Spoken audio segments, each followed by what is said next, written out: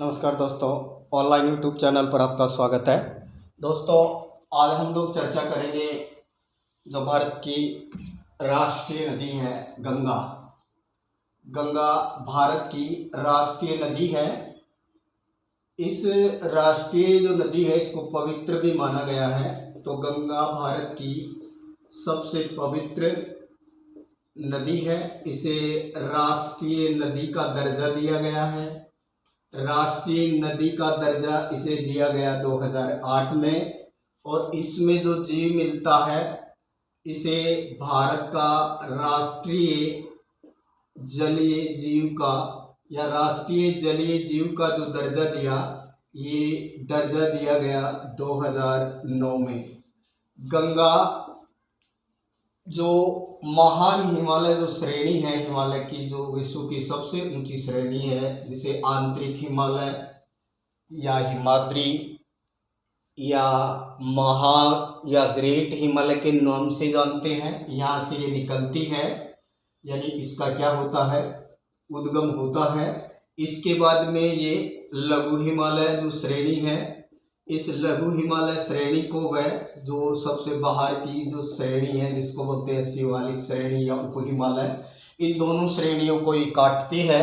इसीलिए गंगा को पूर्ववर्ती नदी माना जाता है, क्योंकि ये बेशक महान हिमालय श्रेणी से निकलती है लेकिन लघु व शिवालिक श्रेणी को काटती है। इसीलिए इसे गंगा को ब्रह्मपुत्र, सिंधु व सतलज की तरह पूर्ववर्ती नदी का दर्जा दिया गया है। दोस्तों, गंगा की कुल लंबाई कितनी है? 2525 किलोमीटर मानी जाती है। इसका क्षेत्रफल 8.61 लाख वर्ग किलोमीटर 8.61 लाख वर्ग किलोमीटर इसका क्षेत्रफल माना गया है। और ये कहें कि ये कौन कौन से राज्यों में बहती है, तो ये उत्तराखंड राज्य जहाँ से इसका उद्गम होता है, उत्तराखंड से बहती हुई ये उत्तर प्रदेश में आती है और उत्तर प्रदेश से बहती हुई बिहार चली जाती है और बिहार से बहती हुई झारखंड में जाएगी और झारखंड से बहती हुई फिर ये पश्चिम बंगाल की अंतर्गत चली जाती है। और पश्चिम बंगाल में जो फरका जगह है वहाँ से ये दो भागों में डिवाइड हो जाती है। तो ये 5 राज्य में यानी उत्तराखंड, उत्तर प्रदेश, बिहार, झारखंड और पश्चिम बंगाल के अंतर्गत ये नदी बहती है। दोस्तों, गंगा एक पवित्र नदी होने के साथ साथ ही इस नदी का सांस्कृतिक महत्व भी है। माना जाता है कि गंगा नदी जो है इसी में भारत का जो सबसे बड़ा जो राष्ट्रीय जलमार्ग बनता है वो गंगा नदी में ही बनता है, जो कि राष्ट्रीय जलमार्ग नंबर 1 यानी जिसको बोलते हैं NW1। ये NW1 ये इलाहाबाद जिसे वर्तमान में बोलते हैं प्रयागराज। तो ये जो प्रयागराज है, प्रयागराज से लेकर के ये और ये हल्दिया ये पश्चिम बंगाल के अंतर्गत पड़ता है, यहाँ तक ये लगभग 1620 किलोमीटर लंबा अंतर जलमार्ग प्रस्तुत करती है ये। तो भारत का जो सबसे बड़ा जो राष्ट्रीय जलमार्ग है ये गंगा नदी में ही है, जो इलाहाबाद से हल्दिया तक है, लगभग 1620 किलोमीटर है। 2 नंबर वाला ये आपका सादिया से ध्रुवरी असोम, सादिया अरुणाचल ध्रुवरी असोम तक है, वो ब्रह्मपुत्र नदी में है 2 नंबर वाला। लेकिन 1 नंबर वाले की अगर बात की जाए तो दोस्तों, ये जो नंगा पर्वत है यहाँ से लेकर नामचा बरवा पर्वत तक हिमालय का विस्तार है, यानी महान हिमालय श्रेणी का विस्तार है। तो ये जो महान हिमालय श्रेणी है यहाँ से इसका उद्गम होता है। उत्तराखंड से बहती हुई ये नदी उत्तर प्रदेश में आती है, उत्तर प्रदेश से फिर ये बिहार जाती है, बिहार से झारखंड, झारखंड से फिर पश्चिम बंगाल और पश्चिम बंगाल में फरका के पास से इसकी 2 धाराएं बन जाती हैं। एक धारा कहलाती है हुगली और हुगली के रूप में बहती हुई पश्चिम बंगाल से इधर गिर जाती है बंगाल की खाड़ी में, क्योंकि ये नदी कहाँ गिरती है, बंगाल की खाड़ी में। दूसरी धारा जो भागीरथी कहलाती है, ये भागीरथी चली जाती है बांग्लादेश और बांग्लादेश में जाकर के कहलाती है पद्मा। तो दोस्तों, गंगा नदी को जो धारा बांग्लादेश जाती है वो क्या कहलाती है, पद्मा। फिर इस पद्मा में जमुना का मिलन होता है, तब संयुक्त धारा को बोलती है मेघना। तो दोस्तों, गंगा राष्ट्रीय नदी, इसे दर्जा दिया 2008 में, राष्ट्रीय जलीय जीव का दर्जा मिला 2009 में और ये कहें कि ये लघु हिमालय शिवालिक श्रेणियों को काटती है। भारत के 5 राज्यों में बहती है, उत्तराखंड, उत्तर प्रदेश, बिहार, झारखंड और पश्चिम बंगाल। ये और याद रखिएगा, इसकी सबसे कम लंबाई 40 किलोमीटर झारखंड में है। इसकी सर्वाधिक लंबाई लगभग 1450 किलोमीटर के करीब मानी जाती है, ये उत्तर प्रदेश के अंतर्गत है। तो और बात करें इसकी टोटल तो लंबाई 2525 है। और दोस्तों याद रखिए, ये जो गंगा नदी है ये डेल्टा का निर्माण करती है। गंगा नदी का डेल्टा जो है ये इसको एक अलग ही नाम दिया है। गंगा नदी का डेल्टा ये कहलाता है सुंदरवन का डेल्टा। गंगा नदी का डेल्टा सुंदरवन का डेल्टा कहलाता है। लगभग 9630 वर्ग किलोमीटर का ये एरिया है। और ये भी याद रखिए, ये विश्व का सबसे तीव्र गति से वृद्धि करने वाला डेल्टा है। विश्व का सबसे तीव्र गति से वृद्धि करने वाला डेल्टा कौन है? तो ये कौन है? सुंदरवन का डेल्टा। ये भारत के सर्वाधिक इस राज्य में पड़ता है, पश्चिम बंगाल के अंतर्गत है। और सुंदरवन का जो डेल्टा है इसमें समुद्री वृक्ष की प्रधानता होती है। समुद्री वृक्ष की प्रधानता के कारण ही इसका नाम रखा गया है सुंदरवन का डेल्टा। तो दोस्तों गंगा नदी की हम विस्तृत व्याख्या या ये विस्तृत चर्चा करते हैं। तो दोस्तों महान हिमालय जो श्रेणी है, इस महान हिमालय श्रेणी में यानी उत्तराखंड जो राज्य है, उत्तराखंड राज्य का एक जिला जिसका नाम है उत्तरकाशी। उत्तराखंड राज्य का यानी महान हिमालय श्रेणी।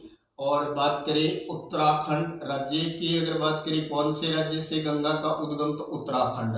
उसका कौन सा जिला है? तो उत्तरकाशी। उत्तराखंड राज्य में उत्तरकाशी जिले में एक ग्लेशियर है यानी हिमनद है और उसको बोला गया है गंगोत्री। गंगोत्री नामक हिमनद से या ग्लेशियर से एक धारा निकलती है और उस धारा का नाम है भागीरथी। तो गंगा को उद्गम पर क्या कहा जाता है? भागीरथी। गंगा का उद्गम कौन सी हिमालय की श्रेणी है? महान हिमालय या ग्रेट हिमालय। महान हिमालय श्रेणी से उत्तराखंड राज्य के उत्तरकाशी जिले में गंगोत्री नामक हिमनद से जो धारा निकलती है उसे क्या नाम दिया गया है? भागीरथी। इस भागीरथी में आगे चलकर एक और धारा का मिलन होता है, उस धारा का नाम है सियागंगा। सियागंगा। तो बताइए भागीरथी में कौन नदी मिलेगी? सियागंगा। और जहाँ मिलन होगा उस जगह का नाम है झाला। फिर ये और एक नदी का मिलन होगा, उस नदी का नाम है भिलांगना। तो याद रखिए दोस्तों, भिलांगना नदी भिलांगना नामक गांव में मिलती है। यहीं पर भारत का अक्षांशीय दृष्टि से सबसे ऊंचा बांध बना हुआ है, टिहरी बांध। तो टिहरी बांध किस किस की नदी के संगम पर है? भिलांगना और भागीरथी किस गांव में है? भिलांगना गांव में है। कौन सा बांध? टिहरी बांध। भारत का सबसे ऊंचा बांध है भाखड़ा नांगल और लंबा कौन है? तो महानदी वाला हीराकुंड बांध है। लेकिन दोस्तों अक्षांशीय ऊंचाई की दृष्टि से बात करें तो कौन आ जाएगा? टिहरी बांध आ जाएगा। और ये हमेशा सुर्खियों में रहता है। क्यों? क्योंकि हिमालय और कच्छरन क्षेत्र भारत का अति भूकंप संवेदनशील क्षेत्र है। अगर यहाँ भूकंप आता है तो ये उत्तराखंड के लिए बहुत जनधन की हानि करेगा, इसीलिए टिहरी बांध है ये पर्यावरण की दृष्टि से हमेशा सुर्खियों में रहता है। दोस्तों ये जो महान हिमालय श्रेणी है, मतलब गंगोत्री जो ग्लेशियर है, इसी के पास में एक और हिमनद है। याद रखिए इस हिमनद का नाम है सतपथ या सतोपथ। सतपथ या सतोपथ नामक हिमनद है और यहाँ से 2 धाराएं निकलती है। एक धारा को बोलते हैं धौली गंगा, धौली गंगा, और दूसरी जो धारा है इसका नाम है विष्णु गंगा। धौली गंगा और इधर कौन है? विष्णु गंगा। और ये जब दोनों धाराएं मिलती हैं, धौली गंगा विष्णु गंगा, दोनों का मिलन होता है विष्णु प्रयाग में। और विष्णु प्रयाग का ही दूसरा नाम है जोशीमठ। यानी दोनों का मिलन जोशीमठ या विष्णु प्रयाग में होता है और दोनों की संयुक्त धारा को कहा जाता है अलकनंदा। तो दोस्तों याद रखिए, धौली और विष्णु की संयुक्त धारा को क्या कहा गया है? अलकनंदा। और अलकनंदा कहाँ से कहला रही है? विष्णु प्रयाग से। फिर इसमें आगे चल के एक और नदी का मिलन होता है, नदी का नाम है नंदाकिनी, और जहाँ मिलन होता है उस जगह का नाम है नंद प्रयाग। नंद प्रयाग। फिर और आगे जब ये अलकनंदा चलती है तो एक और नदी इसमें मिलती है, और उस नदी का नाम है पिंडार नदी। पिंडार नदी। ऊपर वाली कौन सी थी? मंदाकिनी। तो पिंडार नदी का जहाँ मिलन होता है उस जगह का नाम है कर्णप्रयाग। कर्णप्रयाग में पिंडार नदी मिली, नंद प्रयाग में नंदाकिनी मिली, और विष्णु प्रयाग में धौली और विष्णु गंगा मिली। फिर दोस्तों पास में ही केदारनाथ के, ये कहें कि गंगोत्री शतोपथ के पास ही केदारनाथ है, और केदारनाथ जो धाम है इसी के पास में एक झील है, और झील का नाम है चोराबाड़ी। तो ये जो चोराबाड़ी जो झील है, इस झील से एक और नदी का उद्गम होता है, और उस नदी का नाम है मंदाकिनी। मंदाकिनी। इस मंदाकिनी में एक छोटी नदी मिलती है, काली गंगा। काली गंगा। काली गंगा मंदाकिनी में जहाँ मिलती है वहाँ बनता है सोन प्रयाग। कौन सा प्रयाग बनता है? सोन प्रयाग। तो याद रखिए, सोन प्रयाग में किसका मिलन होता है? मंदाकिनी और काली गंगा का। अब इधर से ये मंदाकिनी आ रही है, इधर से कौन आ रही है? अलकनंदा, और दोनों का मिलन कहाँ हुआ? तो ये हुआ रुद्रप्रयाग में। तो फेमस प्रयाग, सबसे उत्तर से चले तो पहला विष्णु प्रयाग, फिर दूसरा नंद प्रयाग, तीसरा कर्ण प्रयाग, और चौथा रुद्रप्रयाग। इधर से फिर ये नदी कौन थी? अभी बात की है तो भागीरथी, ये अलकनंदा। और जब इन दोनों का मिलन होगा, इन दोनों का मिलन होगा तब कहलाएगा देव प्रयाग। और याद रखिए दोस्तों, ये 5वां फेमस प्रयाग है। देव प्रयाग में भागीरथी और अलकनंदा का मिलन होता है, और यहीं पर नदी का नाम भी गंगा बनता है। यहीं पर नदी को भी गंगा कहा जाता है। फिर ये आगे चलती है, आगे हरिद्वार आता है, और हरिद्वार नामक जगह पर गंगा नदी पहली बार मैदानी प्रदेश में प्रवेश करती है, और पहली बार मैदानी प्रदेश में प्रवेश करती है। फिर ये आगे बहती है, फिर फरका के पास 2 धाराओं में बढ़ जाती है। एक धारा बांग्लादेश चली जाती है, वो पद्मा कहलाती है। एक धारा पश्चिम बंगाल से बहती हुई जाती है, ये हुगली के नाम से जानी जाती है। तो दोस्तों गंगा नदी का उद्गम महान हिमालय श्रेणी उत्तराखंड राज्य का उत्तरकाशी जिला और गंगोत्री हिमनदीय ग्लेशियर से होता है। उद्गम पर भागीरथी कहलाती है। कुछ विद्वान ये मानते हैं कि इससे पीछे ये जाह्नवी कहलाती है। फिर ये कहे कि भागीरथी में झाला नामक जगह पर सिया गंगा मिली, और बिलांगना नामक जगह जहाँ टिहरी बांध भी बना है बिलांगना गांव में, वहाँ बिलांगना नदी मिली। फिर बात करें केदारनाथ से चोराबाड़ी झील से निकली मंदाकिनी, मंदाकिनी में काली गंगा मिली सोनप्रयाग में, और ये कहे कि मंदाकिनी जो अलकनंदा में मिली वो रुद्रप्रयाग में मिलेगी। दोस्तों दाईं ओर से मिलने वाली ये मंदाकिनी है, बाकी इधर से मिलने वाली नदियों की बात आई यहाँ। फिर बात करें शतोपथ से 2 धारा निकली, धौली गंगा विष्णु गंगा, दोनों मिली तो विष्णु प्रयाग में या जोशीमठ में, और दोनों की संयुक्त धारा कहलाई अलकनंदा। अलकनंदा में फिर आगे चली तो नंदाकिनी मिली, ये नंद प्रयाग में मिली। पिंडार नदी का मिलन हुआ वो कर्ण प्रयाग में हुआ, और रुद्रप्रयाग में कौन मिली थी? मंदाकिनी, और देव प्रयाग में मिली अलकनंदा और भागीरथी। अब दोस्तों हम लोग बात करते हैं गंगा की सहायक नदियों की। तो जो गंगा है इसकी जो सहायक नदियां हैं, वे सहायक नदियां जो हिमालय से निकल रही हैं, और ये कहें कि हिमालय से निकलेंगी वो ज़्यादातर अगर अपवाद के तौर पर छोड़ दिया जाए यमुना को, तो वो बाएं से मिलती हैं। बाकी का मिलन किधर से हो रहा है? दाएं से। अर्थात यमुना नदी एकमात्र ऐसी नदी है जो हिमालय से निकलकर गंगा में किधर से मिलती है? ये दाएं से मिलती है। बाकी नदियाँ जो हिमालय से निकलेंगी वो बाएं से मिलेंगी, लेकिन यमुना किधर से मिली है, ये दाएं से मिली है।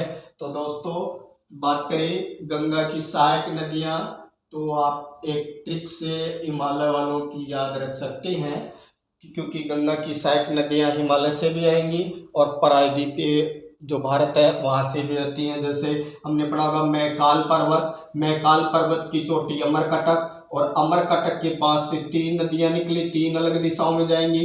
पूर्व की ओर जाने वाली महानदी कहला रही है, पश्चिम की ओर आएगी नर्मदा कहलाएगी, और उत्तर पूर्व की ओर जाएगी ये सोन नदी कहलाएगी। और ये सोन नदी आगे चल करके, और ये बिहार में सोनपुर जगह है जहाँ सबसे बड़ा पशु मेला लगता है, वहाँ ये गंगा में मिल जाती है। तो हम यहाँ ट्रिक ले सकते हैं, या रामूड़ा की गोमती